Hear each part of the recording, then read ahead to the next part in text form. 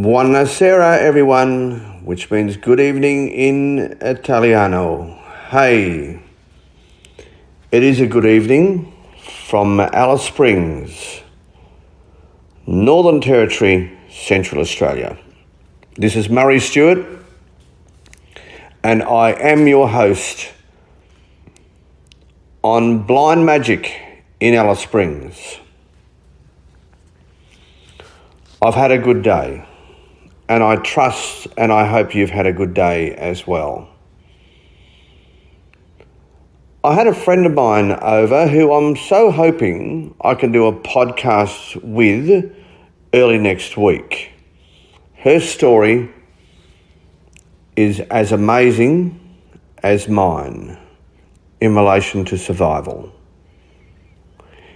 in relation to overcoming adversity, in relation to working very hard to become a better person. She, like me, has suffered an episode that has resulted in a brain injury.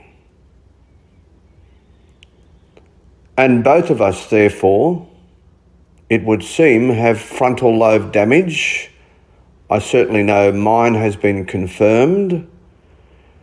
And the frontal lobe of your brain is where your temperament is stored. In other words, your mood center. And it's where your personality is stored. Who you are, how you react, what you do, particularly when the pressure's on. And I respect my brain. I've grown to respect my brain. I have to respect my brain because, wow, if I had some mood snaps, otherwise known as brain snaps, I have. And I've had to adopt new techniques to deal with my volatility. And so too has this lady who will be introduced to you, I hope and I trust, early next week on an upcoming podcast. So, with respect to my ability to have a brain snap, I have learnt the power of walking away. And that power I would have always been able to use, but now it's essential. It's vital. Otherwise, I could end up making a bad situation a hell of a lot worse. There's a situation at the moment that I need to confront. There's a particular person in my life who is needling me and goading me, and wow, it's tempting to have a go. Oh yeah, it's tempting to fight back. But you know what, with respect to my newfound volatility, courtesy of my brain injury, I already have practice and I will continue the practice, the art and the power of walking away, So how can you walk away and at the same time not capitulate? Because capitulation results in even more intense anger building up, ready to explode at a given time. So I have decided to hold my ground. I will continue to turn up at the venue, which apparently she believes that I shouldn't be at. I will continue to turn up. And every time I do, it will be a victory for common sense. It will be a victory for my rights. And I will ensure that if she does approach me again, for absolutely no good reason, I might add, absolutely no good reason, her carry-on is not reserved for just me. Unfortunately, there are others that she has chosen to take this particular approach with, but I will continue to just be me. I will continue to smile. I will continue to converse, and I will continue to turn up at this venue that I love so much. And if she does confront me again, I will allow her behaviour to stand for what it is, and I will walk away. I will walk away. And as I said, this is out of respect to the damage, the brain damage that I have, because I absolutely know that if I start, it won't be pretty.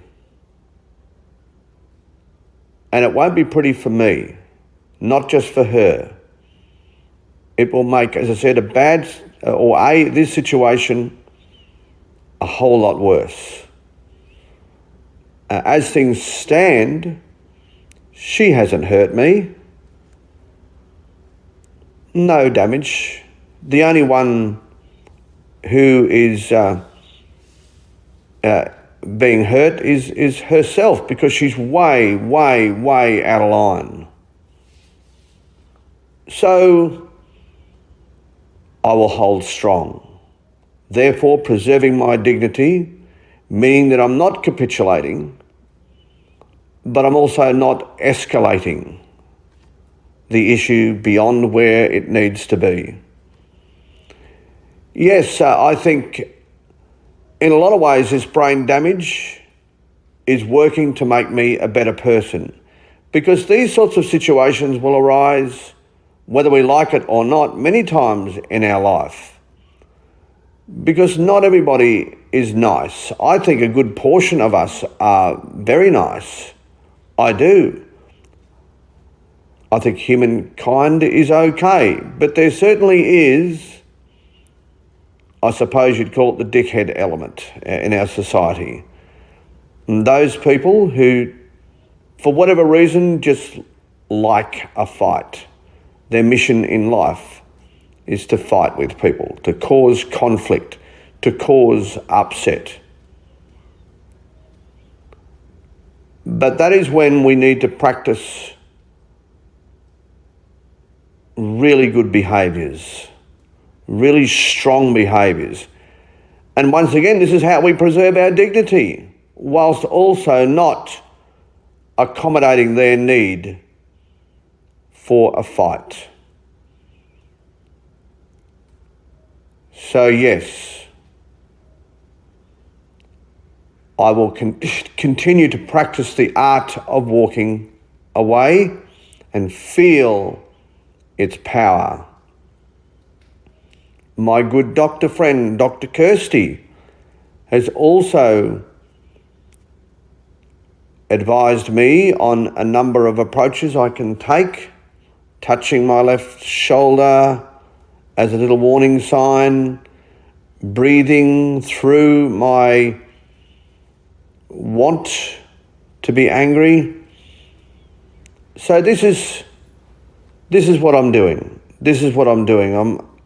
I'm practicing good anger hygiene, good anger management, and therefore the status quo is preserved. And that will mean a stress-free life. That's right, a stress-free life. Remember what I've said in these podcasts. You make your best decisions immediately following an adversity. And so I am.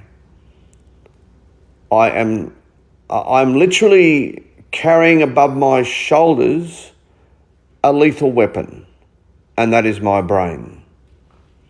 Because I have a sharp tongue and a volatile brain. It's not a good mix. It's not a good mix. So the first thing I'm doing is respecting my brain, respecting my volatility, and becoming a better person by and through that understanding and that respect. So what's my message? We must all practice these techniques, otherwise we will create our own world of stress and emotional pain. So let's not do that to ourselves. Let's not do that to ourselves. Because life is good. Life is fantastic. Sunshine is beautiful. Drinking water is amazing. Having a lovely glass of red is relaxing. So let's enjoy the good things in life. And let's not create our own stress, our own pain. Let's not do that. No, let's not do that.